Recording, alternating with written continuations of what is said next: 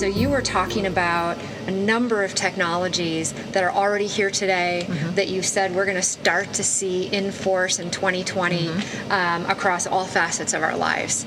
And what started going through my head is, certainly within the field of learning, but in others as well, the technology doesn't always trickle down as fast as we experience it in other aspects of our lives. And so from a readiness perspective, if we as learning leaders want to start figuring out how do we get our orgs on this journey to evolve and start to use data that will help us drive improved performance and start to use AI, how do we get ready for that? And are there critical readiness factors that need to be in place before we can get started? Yeah, it's a big challenge and common, right, around the world with learning leaders and trying to be able to advance the organization forward and really step up into a partnership, right, and into a leadership position in helping lead the organization into this new arena. So how do we do that? Well, part of it is one of the biggest challenges that we have with people, and we know this from change management and from trying to change any kind of behavior or culture in any kind of context, and that is human beings are really wired for concrete, firm examples, things that we can touch and feel and experience with any of our five senses. We struggle, and we know this from a lot of the psychological and the sociological research, that we really struggle with abstract things that are on these fuzzy time horizons that are, somewhere that seem off in the distance. But the things that are immediate and the things that, again, we can sense and feel and touch and listen to and really have that experience of are more immediate. And so the first thing that we need to do for our organization, for our frontline, for our managers, for our executive team, when it is that we're leading this forward, is to help bring this home, right? Is to provide examples and experiences that helps people connect with what's actually happening and why there's some level of urgency around it. And the best way to do that is to create a condition that allows people to have that kind of experience so that they kind of discover on their own. So the way to facilitate that might be, as an example, for some organizations, it's to take people on a field trip to another organization that's farther ahead, doing something that you have vision for, that you want to help move your organization, your team, leadership in that particular direction. Well, then give them the benefit of an experience of seeing somebody else in the local market or a competitor or somebody in another domain that would be relevant, that would really help them have it in context, to actually have the experience and see whatever that is in action. The other one is like, kind of what it is that I was trying to orchestrate in the room today, where we did a lot of examples that really talked about, to your point, our consumer lives, our lives at home, how it is that we're using these new devices like the Ring security device or the Nest thermostat. And then I was talking about how when we travel now, like oftentimes, I think most likely when we go into airports and we see the happy or not buttons now, especially around the washrooms and those types of things. So how do we take something that's abstract, that doesn't feel like it's immediately on fire like every other priority in our work lives is, and how do we help bring it home to people that this is happening and needs attention? We can only do that by providing the experience to them, and we can do that by making it real. And those are a couple of the different ways that we can go ahead and facilitate that. I mean, what do you... Yeah, so what I'm thinking is, in order to make it real and to also make it something that people care about, it's got to be something that they're trying to solve, that the organization is trying to solve. Yeah. Either the methods that they're using aren't working or they're not happening fast enough, which I think you could say probably about just about anything these days. It's not getting the results fast enough. And to make it concrete, something that is...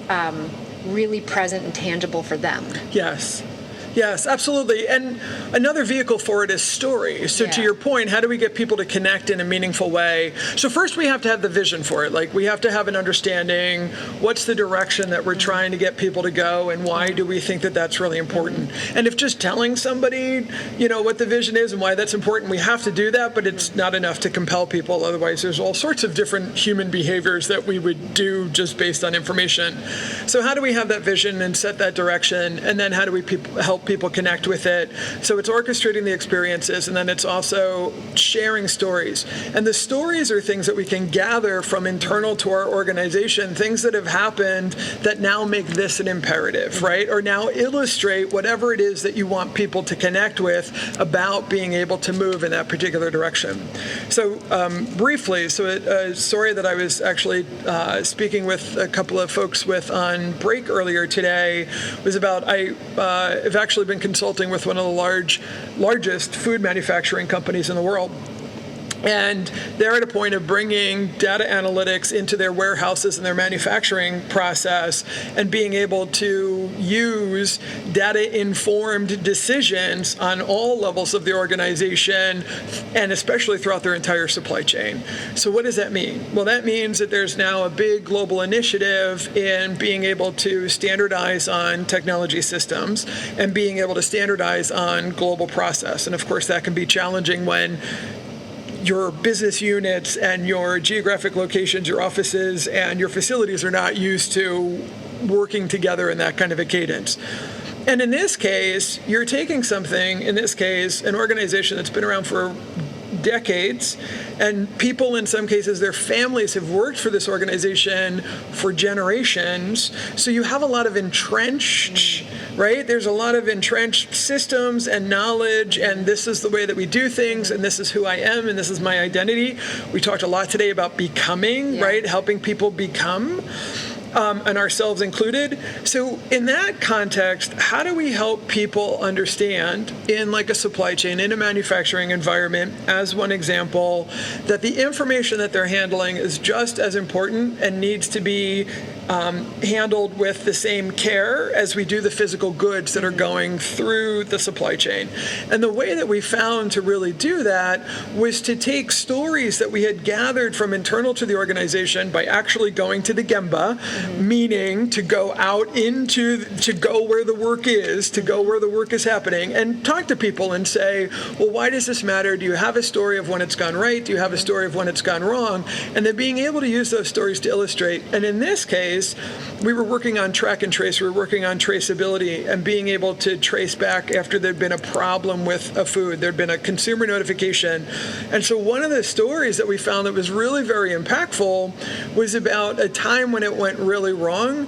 And if the organization had the information that is so critical to be able to trace back what was driving the root cause of a particular problem. Somebody had something that was not supposed to be in their food, that was in their food.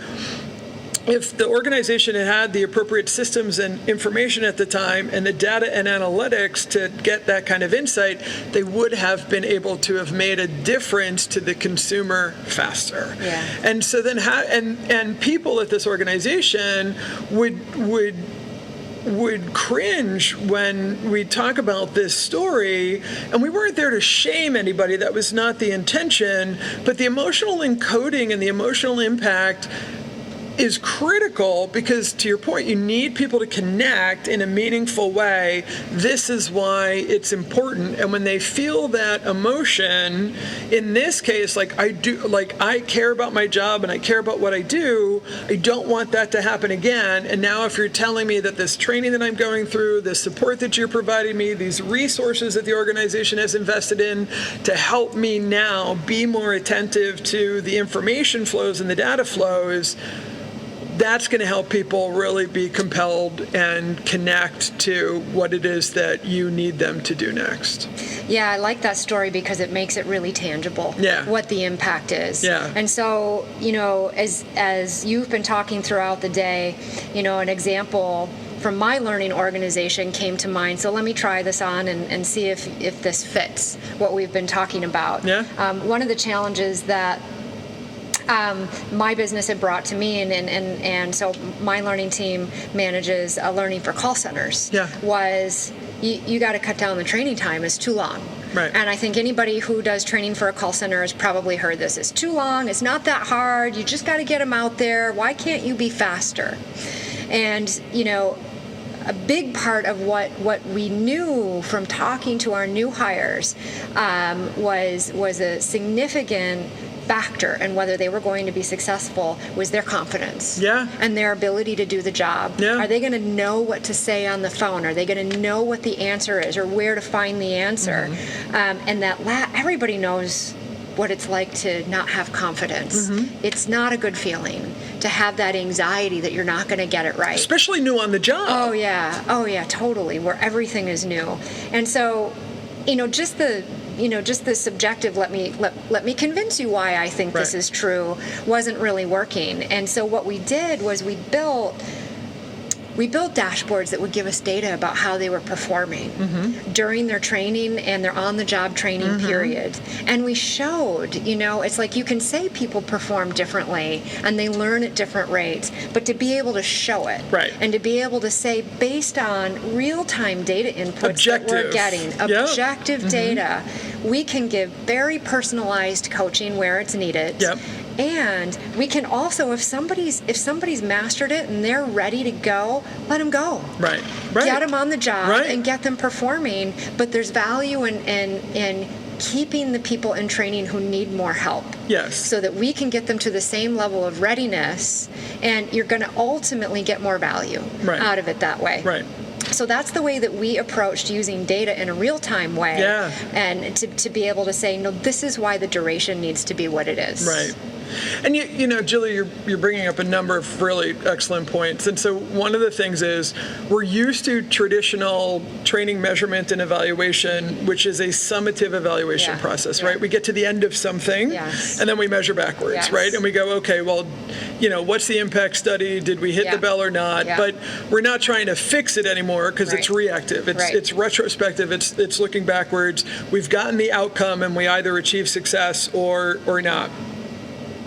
And so one of the first things that people connect with when we start talking about collecting data in the dashboards in the way that you're talking about is we can actually use data and analytics now in order to inform the solutions, right? The solution design. So these are the interventions that we're going to do. How do we know that these are potentially the best solutions out of all the things that we could do? Here are the things that we think are going to work for our people in this situation right now based on data, right? It's based on we've been able to do these analyses. And then now the third thing is now we can also use the data analytics to then optimize and pinpoint targeted interventions. So these folks here would benefit from additional help and from additional coaching. These other folks, they're already rocking it. We can let them go. Because there's nothing more frustrating than everybody just sort of getting the same treatment when, one size does not fit all. But now you're able to target your interventions and conserve your resources, right? So now the people who need it the most get what it is that they need. And the people who just need to get on with it get to just get and go. Right? And you're eliminating that kind of frustration. So, and I think now the solution that you did there for your organization, was that kind of homegrown? Like, how did you build that system and start collecting? It's a good question because it is homegrown. And when I started leading the team, we had kind of the traditional measurement and evaluation folks. And they did all the traditional level 1, level 2, maybe kind of sort of dabble in a level 3, not so much. And the level 1s and 2s were on steroids. They were just insanely, complex. And but we still didn't know, are people able to apply it on the job within the real world? It was sort of like, from the ivory tower, we're in a college classroom telling you how to design these And this things, is an interesting study. Which isn't real world. And I was like, look, we talked about leading indicators earlier today. For me, a level 1 and a level 2, they're just leading indicators. They're not all of the leading indicators, but they give you some sense of is this going well? Is the probability of success higher or lower? If somebody on their level 2 exam, hits the benchmark, that's good. That means they were able to retain what you taught them. Can they apply it? Right. Who knows? Right, exactly. I have no idea. Right. Can they apply it within the day-to-day emotional roller coasters that happen in a call center? And everything's coming at you at once. We don't know that yet. Right. So it's a good data point that gives us some sense of where it's going, but we can't judge everything on that alone. Right. So what we said was, don't create our own data. Right. We don't need to go create our own data sets. And in fact, our business is going to respond more if we take their data. Yes. And by the way, that already exists. Yes. We just have to get access to it. And, we have to make sure we know how to manipulate the data within the system, but it's not crazy complicated. It's Tableau and it's, systems that we have skill sets for. Right. And so that's what we took in. Yep. And we used very similar, we measured them on the same measures that they would be measured on the job. Instead of trying to sell them on new measurements, let's relate it to the measurements that are already important to them. Yes. And so on the survey, I said 1 to 2 years. We're probably about 2 years in on this. Yeah. We established our proficiency measure, which didn't exist. And now it's being applied across our global network of call centers. That's amazing. And now we have kind of these checkpoints, right? Like, where should people be? Right. And when do you keep people back? Right. Because they just need a little more, and we've seen those success stories. The first times it was sort of like, oh man, I don't know. Let's coach them more and let's keep them longer, but I'm kind of nervous. They actually performed beautifully. Yeah. And so it proved the case. So I think that's an example of the kind of, the look back, would you say, but also using real-time data. Yeah. Well, both have their merits for sure. And something else that we talked about today, which, and I'm glad you're bringing this up as well, is we don't have to jettison all of the stuff that got us here.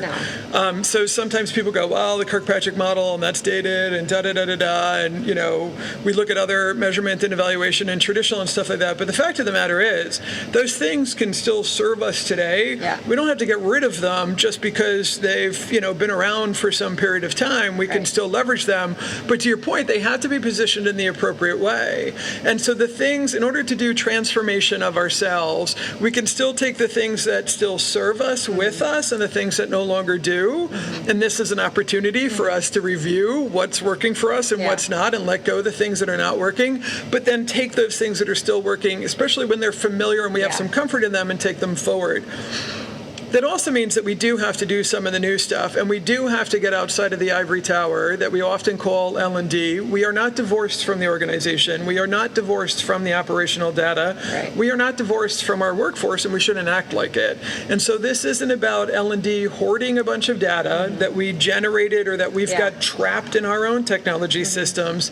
This is about coming up with good business questions, in this case in the call center, who needs help, right? And then being able to leverage whatever data exist from whatever data source in whatever domain in order to help us answer that question in a meaningful way using data science and decision science in a way that can help us then tailor the interventions and target the right segment of the audiences in order to be able to help them be better at what it is that they're trying to do. Yeah, so I love that you said that, because one of the things that I really preach to my learning organization is be a business leader first. Yes. With a specialty in L&D. Yes. Yes. And you have to fully immerse yourself in the business. Yes. How they measure their success, what they need to achieve, how they look at both quality and how they look at efficiency. Yeah. Because that's where then you bring your L&D expertise to help solve those problems. Yes. And you're never solving them by yourself. No. There's always other pieces of the equation that you have to bring into it. And so if you can show up and intelligently contribute to the business discussion at hand, there's going to be more appetite for people to listen to the solution that you want to bring to the table. And so that leads me to another question I had from earlier this morning.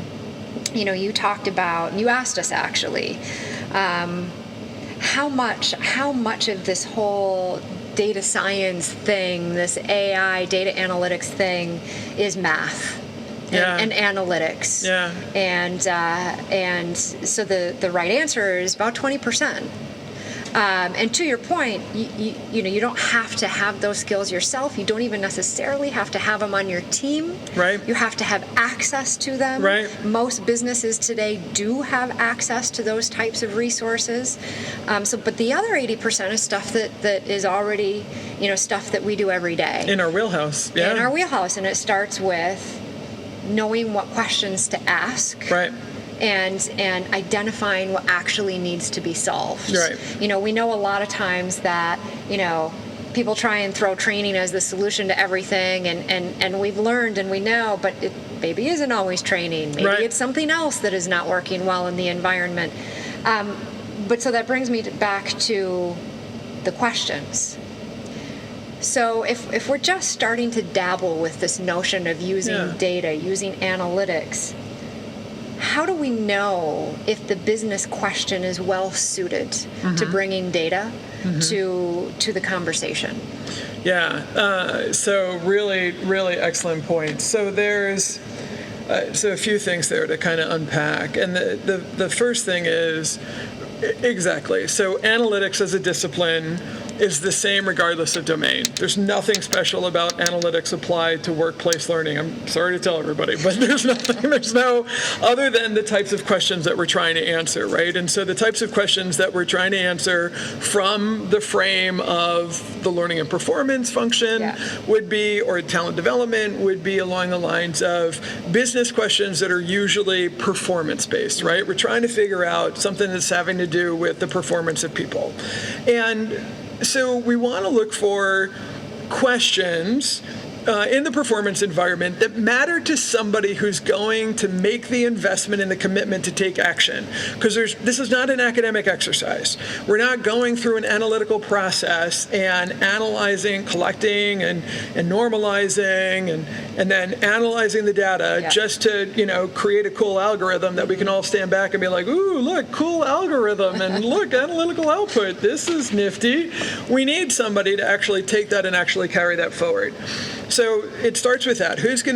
What's a question that has to do with something that has meaning and matters to the business, that there's going to be somebody who has specific responsibilities around taking that forward. And that's probably somebody in the business, because we in learning often influence but don't have the authority for some of the actions that need to happen in order to really help move things forward.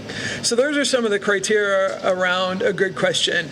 And then we have to have really good skills in being able to facilitate a conversation with the business, right? And, so whether that's leadership or that's frontline managers or that's that's frontline staff or whomever it is, could be suppliers, could be customers, we have to be able to facilitate a conversation with them in a way where we're getting their insights out, because part of the question process is forming a hypothesis. Okay, well, here's our question, which we want to know as a question, going back to sort of your example with the call center at your organization, we want to know who's struggling so that we can identify and help, right? So we're not using it to be punitive, we're using it to be diagnostic so that we can actually provide some support, targeted effort, personalized effort to, down to the individual.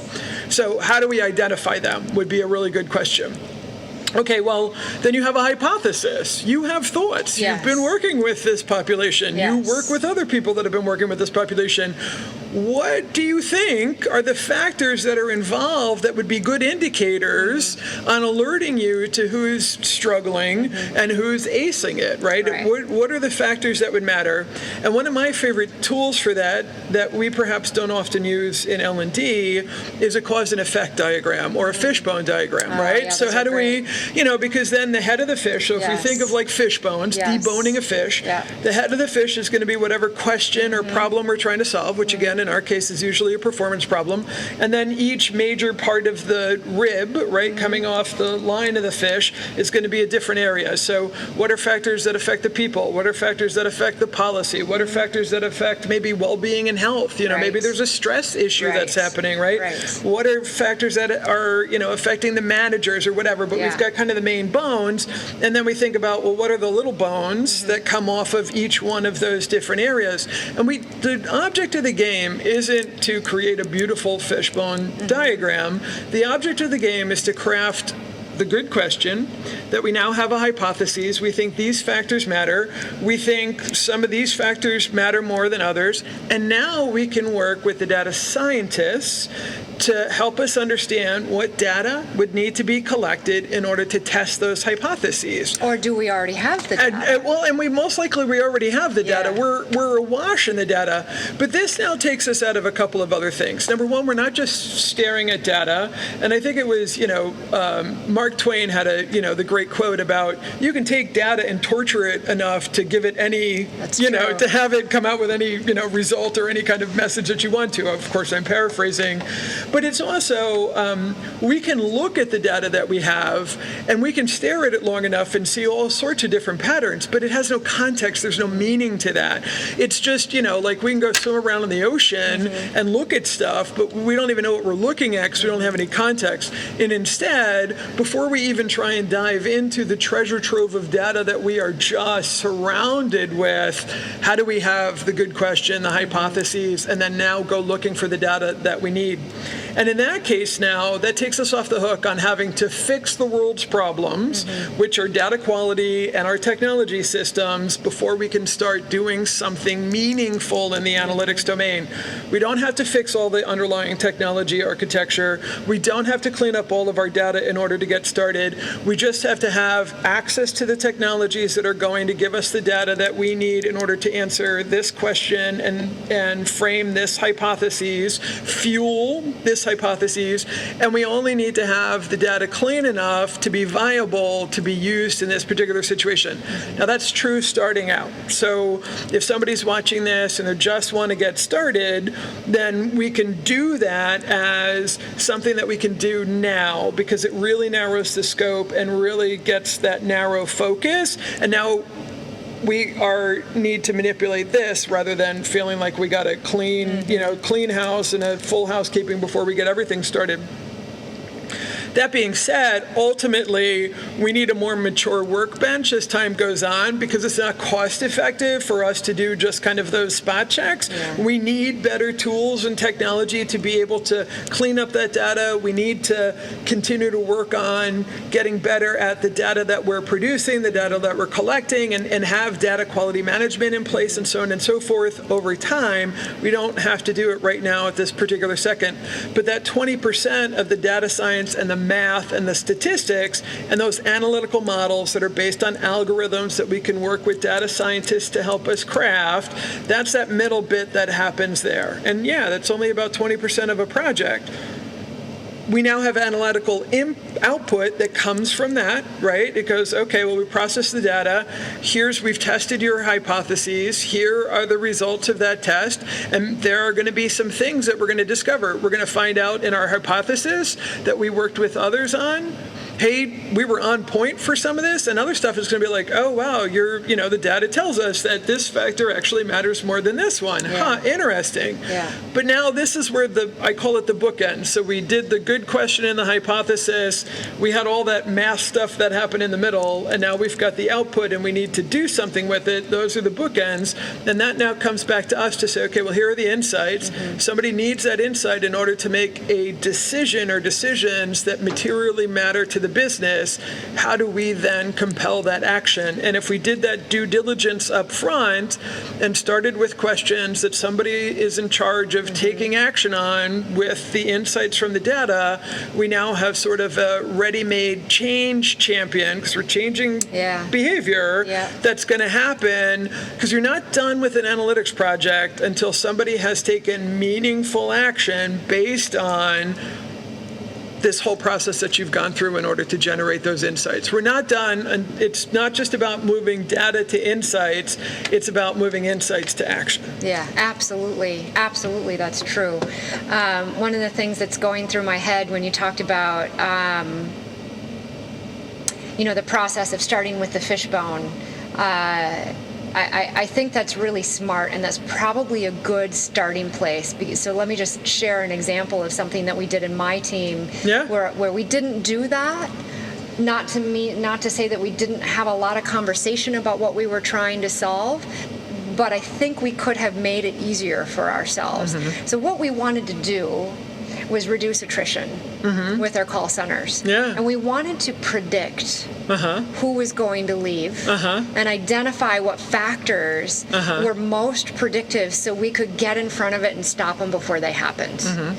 And or let them go. Or let them go. Or let them go. Or let them go. It's a really good point. If somebody's not a good fit for the role, for the company, for what have you, for a number of different reasons, it may be that you don't want to try and retain them. But what we did was we actually, and there's a lot of data. And so I think the team looked at 100 different variables, right? They were like, literally, we have like 99 variables that we are looking at to see, is it location, is it tenure, is it team leader, is it rating, is it promotion, is it, all of these things. And all of a sudden they had a list of, 99, 100 of them. Most of them didn't matter at all. No. Right? No. And so then you get down to this handful. Yes. And some of them are surprising and some of them are no-does. But what I'm reflecting on is, could that fishbone exercise have helped us skinny down to start with? Do you go after 100 or do you say, let's go after the 25 we think are the most compelling? Right. But we don't know what we don't know. So is that the place where you ideally have a data scientist to consult with? Yeah, I think oftentimes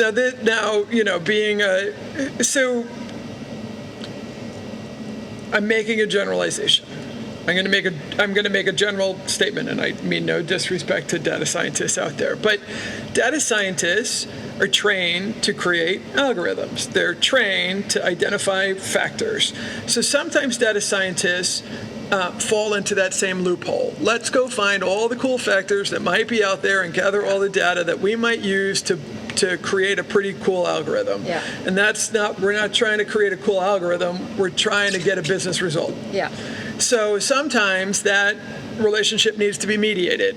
So that's where we can, as a learning leader, working with our teams, help get our teams focused on, we're not trying to do an academic exercise. No one is going for a PhD with this in this context. We're getting to a business result at the lowest cost. Right? So what's good enough, progress over perfection, that's going to help us get there. And because it's not a scavenger hunt to go find all the possible factors that are out there and then whittle it down. It's to find enough that we think is reasonable to work with a data scientist to create the algorithm, to test the hypothesis, and then figure out from that collection which are the ones that matter. And especially when we're just trying to get started. So oftentimes in new analytics projects, when we're just trying to get this done, we want to do something that's way less than 90 days. If you're looking at, we've identified 99 different variables, and now we're going to have to go get the data for that, which means that we're going to have to get past the gatekeepers that have access to the data, and we're going to have to get the data and then clean that data up. That's probably going to exceed 90 days. So if we're just getting started with this, so how do we put in like guardrails, right? How do we kind of say, okay, well, here's how we're going to kind of get this started, and we can moderate, we can adjust, but just to give us our own indicators to go, okay, well, here are the boundaries that we want to go ahead and set. So then that can really help, and that's always going to happen even if you look at, like if you had researched another organization that was similar to yours and discovered what factors they had in their flight risk, algorithm, and given everybody flight scores, one of the kind of famous case studies now is HP doing that, figuring out and then assigning each employee a flight risk score that their manager knows, and then you get to make a determination on whether or not you're interested in trying to have interventions to, keep that person, to encourage them to stay. You're predicting whether, or if you're, willing to just sort of let things play out and let them go, because those are the good decisions that we're trying to make based on our judgment, based on the analytical output.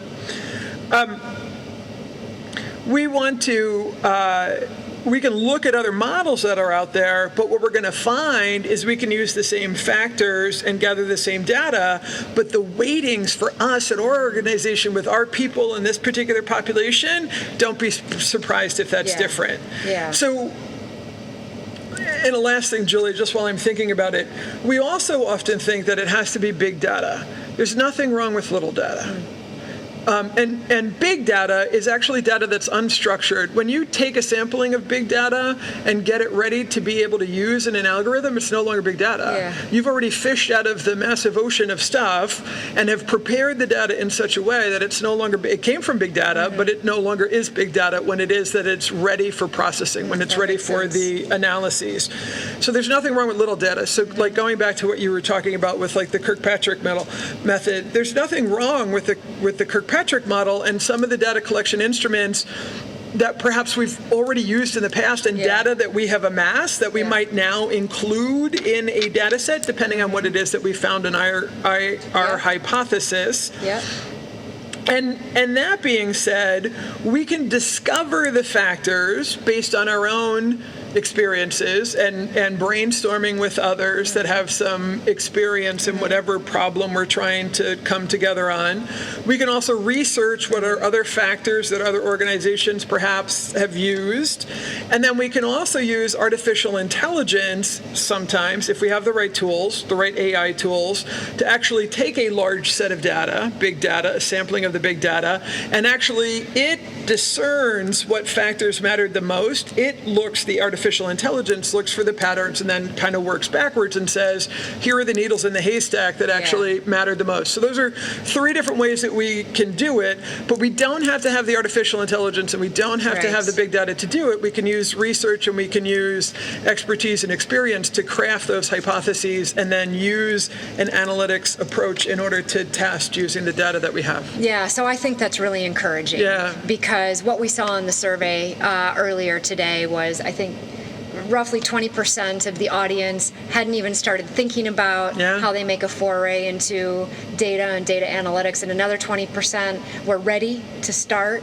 So, I think that's pretty common. And so these are really accessible, actionable methods that we can start to apply on top of what we're already doing. And start to move in that direction without feeling like you have to upend everything that you've done and come up with all new methods. No. And it's if we can think about it from the frame of you're starting an R&D initiative. Yeah. We're doing a research and development within our operational practice. So L&D operations, our operating model looks like this right now. We're going to preserve that because that's also what our stakeholders expect from us right now.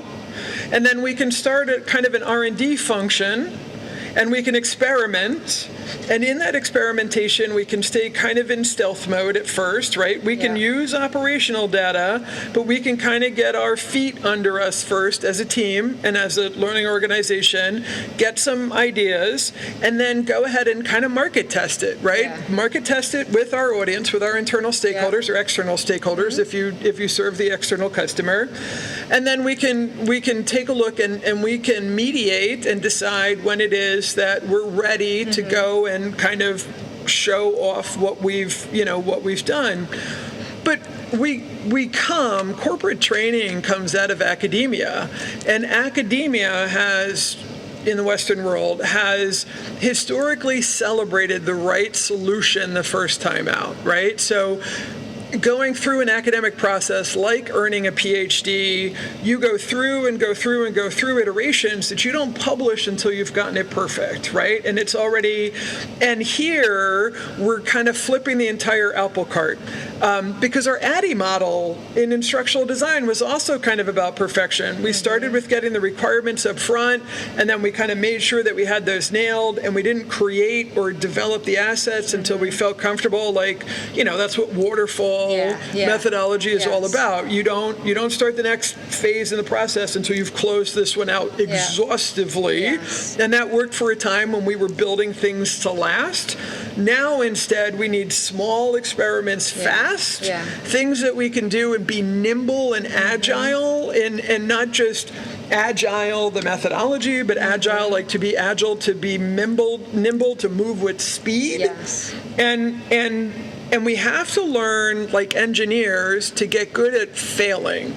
We're going to expect that the experiment is going to fail. We're going to learn from that, and then we're going to have an opportunity in order to make it better. So I love that you said that, because the example that I shared with trying to get a predictive model for attrition came as part of a much larger initiative around employee engagement, retention, making the company be a great place that people wanted to work. And, we did fail a lot. And for my team, first of all, they're not used to failure. No. They're used to, you get everything to perfection. They're not used to exploring different ways of doing things. And I found that a big part of my job was I had to show them, no, actually there's tremendous value in failure. Look at everything we know now that we didn't know before. Now the scope of our problem just got smaller. Because we can check these things off the list. We know what doesn't work. That's just as valuable as knowing what does work. So don't view that as, oh my God, we failed. You're chipping away at it. Some of these problems are big and they're going to take time, and you should expect that you will fail along the way. And that's good. That's good. That's progress. And that's progress. And I think this is the perfect place to segue into thinking about the skills and capabilities we need with our learning professionals and even with ourselves. I love the idea of, going into, kind of silent mode, or you're sleuthing stealth mode off on the side. So how do you know who you've got that's equipped for that? Because there'll be a lot of people who hold up their hands to do it, right? And who are just eager and they want to go out there, and maybe that's a big piece of it. But what are some of the core competencies, and how do we think about developing them, helping our staff acquire them? You talked about the citizen data scientist. From Gartner. So how do we identify kind of, are there inherent qualities somebody might have? Maybe they're not steeped in a particular methodology or skill set yet, but they've got the capacity for it. Sure. So we can unpack all of that. And I want to actually, so you brought up Gartner Group's idea of this citizen data scientist, and I took my phone out to make sure that we had the official definition of it. So Gartner Group defines a citizen data scientist as a person who creates or generates models that use advanced diagnostic analytics or predictive and prescriptive capabilities, but whose primary job function is outside the field of statistics and analytics, right? So again, people can be the math nerds, but they don't have to be. We can all play in this. And as we talked about earlier today, as you're bringing up, we can all be really good citizen data scientists, right? Because we can come up with good questions and hypotheses, and then help take the analytical output into the organization to get action done. And part of that, just to touch on, is that, and this is actually from the Gartner Group website, Gartner also says, the reason why we can do that and be successful there is because we can outsource either or insource to another group within our organization, or outsource to a person or a platform, because there are lots of analytics platforms that are available now and data science platforms that are available now. But Gartner says more than 40% of data science tasks will be automated by next year. by 2020. And so that's going to increase the productivity and broader usage of data and analytics by citizen data scientists, because we're not going to need to have, we don't have to be as numerate as perhaps we may think. We can leverage these other kind of modalities. And so that being said, how can we take a look at what are the skills or competencies and capabilities? Well, the first thing is what we've been talking about. What are we trying to do? Right? So as learning leaders, there's a difference between building an analytics practice and applying analytics to a project. And we could do both, again, in parallel, but what are we doing? Because then that's going to inform what team members do we need on the team to do either one of those things. And we're probably going to be doing both in parallel. Get started on a project because people need to have that experience, our team included, ourselves included.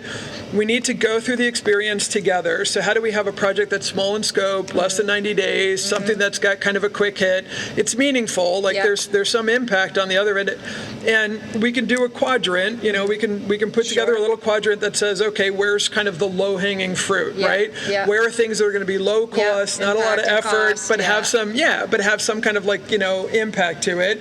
And we can kind of map a couple of those things out, come together as a team and as leadership and say, okay, let's start there. And then meanwhile, take a look at that longer roadmap of 2-year run in building an analytics practice within the organization, within the L&D function. That's a 2-year roadmap. So if you've got mini roadmap, longer roadmap. So mini roadmap, this is going to give you an opportunity now as a leader too to kind of see where people are at. Right? This is you're going to have some idea. There are some tools and certainly some capability frameworks that we can use in order to really assess people's skills in different roles that are necessary on the team. But now you're going to find out who's good at collecting, who's good at identifying the questions, who's good at facilitating the conversation with your stakeholders to draw those questions out, refine them, better articulate them. Who's good at the math? Who's good at the statistics? Who's good at the data science side? Who resonates with that, right?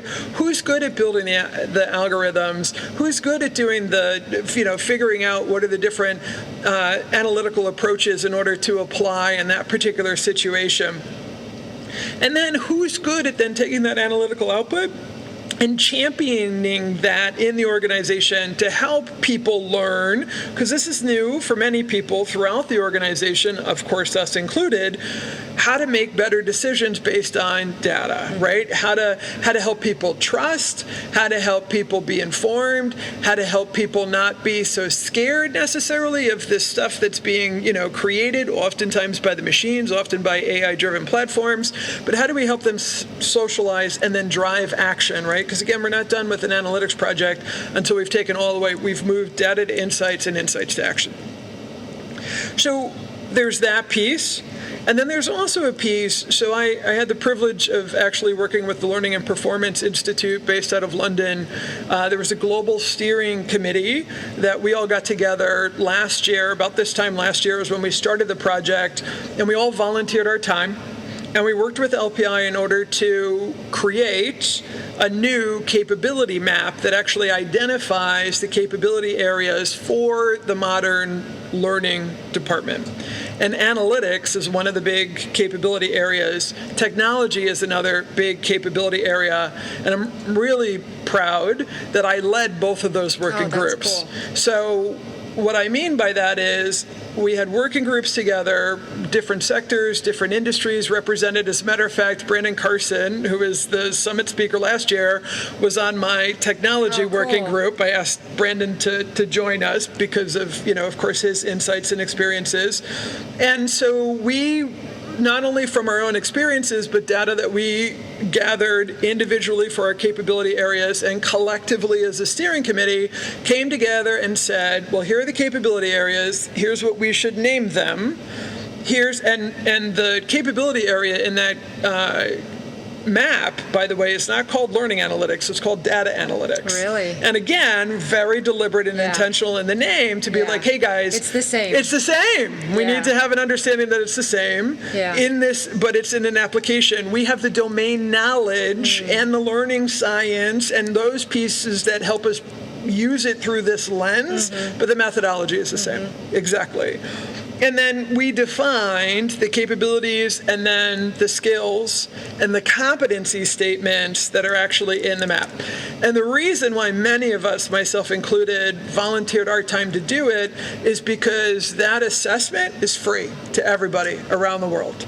And so if people such as yourself, anybody watching this, want to be able to use a tool to do an assessment or have their team individually go ahead and assess themselves, what will happen is it'll assess them against the capability map. And then the online system, you can just go out to the LPIs. If you just Google LPI capability map, and we also had it in the handouts today, you can take the free assessment online, and it'll create a personal competency profile report that gives you your baseline, and then also kind of shows you like, okay, well, you're here, and here's where else you could go. And then now as a learning leader, you can sit down with your team and say, okay, we're going to work on your independent or individual development plan, and we're going to use this as one input mechanism, right? It's not going to be everything. And then you as a learning leader can also take a look at now across your team, maybe there's 80% of them that need better use of data visualization or storytelling or whatever it is. Now you can make a decision on how to invest in the team that it's going to give you the most bang for your buck in helping the entire team move forward, because it's a common gap in that particular area. That is excellent. I'm going to for sure go check out that tool. Cool. There's one other thing that I wanted to bring up real quick too, and we had it in the handouts, and I'm sure as part of the video we can I'm happy to make the PDF file of the handouts available, but I also had the privilege of IEEE, the software engineering consortium, actually created a role a couple of years ago called a learning engineer. And they said, okay, well, if we in learning looked at learning through the eyes of an engineer, how would that be different than how we have historically done it? Which I thought was great, because I created the Learning Systems Engineering Framework for the same reason. I'm a daughter of an engineer a few years ago, in order to be able to do just that. Because again, engineers look at failure, they look at input, they look at throughput, they look at output. This is the perspective that we in L&D, this is one of the mindsets, one of the new mindsets that we need to adopt. And so IEEE created this learning engineer, and so we just had a conference in Arlington, Virginia, just this past May, for the community to come together for the first time and really start to put some momentum behind what do we want this thing to be? What do we think it needs to be? What is this role? What is this learning engineering practice? How does that fit? And so what we've come to so far, and I think it's a cool little infographic, because there was somebody who sketch noted it, and I gave them credit in the handout, but part of the conversation is now captured in an infographic based on a sketch note that came out directly from that meeting that we had in Arlington, which was the first gathering ever of all of us to have the conversation. And it basically says, well, a learning engineer is somebody who knows the learning side of it, knows the business acumen side of it, and then also knows the engineering side of it, which would be artificial intelligence, data, analytics. So now, where do we wrap our heads around the instructional piece, the learning sciences, the learning theory, the business acumen, and also all of the technology and technical pieces that are coming into play? So we're going to have a different scale. There might be some learning engineers that at least have an appreciation for the analytical algorithms and artificial intelligence. They're aware, but maybe are not get your geek on deep into that particular area. And we've got others on that spectrum who are, but it all becomes part of that tool set. So I really wanted to make sure that we had representation today on some of the latest and greatest research that's global, that's out there, to say, okay, this is how things are kind of shaping up, and who do we need to become? So that's really interesting. What that makes me think of is something that I often refer to with my team as systems thinking. Yeah. Right? And what I tell my team very specifically is, don't stay in your lane. Yeah, no. Nobody does anything by staying in their lane. No. You've got to think about your inputs and your outputs, because you don't get to be successful all by yourself. So from a new hire perspective, my input is whoever got hired by the recruiting team, which doesn't report to me. And if they're not hiring the right profile, then I am sub-optimized. I am Yes. only going to be able to Yes. achieve so much Yes. because the raw ingredients, Is not which is people, right. they weren't the right ones Right. for the role in the company and all of that. And so we have to care about that. Right. We have to have a point of view, Right. and we have to influence what that profile looks like. But then the output is equally as important. If we go back to time to proficiency, well, I get them X far Right. through training, and then that last 10-15% they need to achieve on the job with their team leader. But it's simple stuff like, are they ready for them? Do they have their own desk? Are they being, how much have they met with their team leader and their coach? Are they being engaged within their team? This is simple stuff, but a lot of times it doesn't happen. Right. And so even if my input was good and my piece was good, if then my handoff falls flat, the whole thing still fails. Yeah. And so I not only have to care about the input in my part, but I also have to care about what I'm handing off to. Right. Because I'm still accountable for it. Yes. And so that sounds to me like what you're talking about. Yes. Yes, it's exactly. It's an engineering system, and then that also gets into what we've been talking about all day, and that is closed feedback loops as well. Yeah. Because systems thinking is the interconnectedness of things, right? So the throughput and the output don't exist independently of the input, right? Yeah. It's heavily Yes. influenced by that. Yes. It's also that system that you just described doesn't exist in a vacuum. It doesn't exist in space where the conditions are static and don't change. It exists within an organization that is changing all of the time. Yeah. And so that system, that continuum that you've just laid out, Julie, is susceptible to the environmental factors. And as the conditions change, like we were talking about the happy or not buttons in the airport and the airport washrooms, when the conditions of the washroom change, they need to know about it so they can send a crew in order to be able to service the washrooms. When the conditions in our system change, and that instructional system or learning and performance system change that affects our outputs and our outcomes, we need to know so that we can do something about it. And so this is where I think learning can play a really, really pivotal, influential role. Yeah. Because if you break out of just focusing on your learning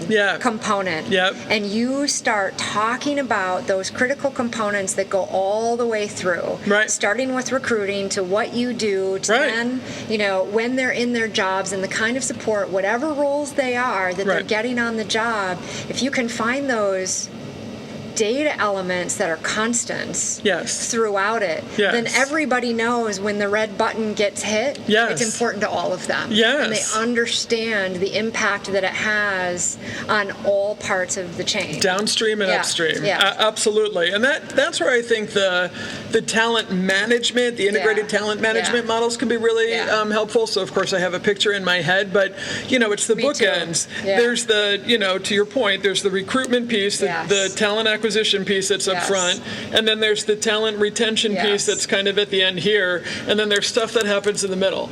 We like to call that talent development. We also like to call that like kind of learning. There's like, how do we get them? How do we keep them? And I'm like, great, what are we going to do with them while we have them? And what's interesting too along with that is not only is that exactly the right frame to go meta, right, to go outside of ourselves and have that broader perspective and have an understanding of how those upstream influences from recruiting or talent acquisition play into the talent development, then play into the talent retention, the bookends. But then also, what that gives us is it gives us the ability to be able to optimize across that entire stream. It does. To be able to understand those milestone events and how those factors are influencing each other. And again, like to your point, we may not have control over all of that, but we should at least have visibility into all of that and be doing a readout of all of that. And it positions us as not being in a silo, but being a strategic partner that's playing with the other strategic partners in a meaningful way of contributing to the success of our people and to the success of the organization as well.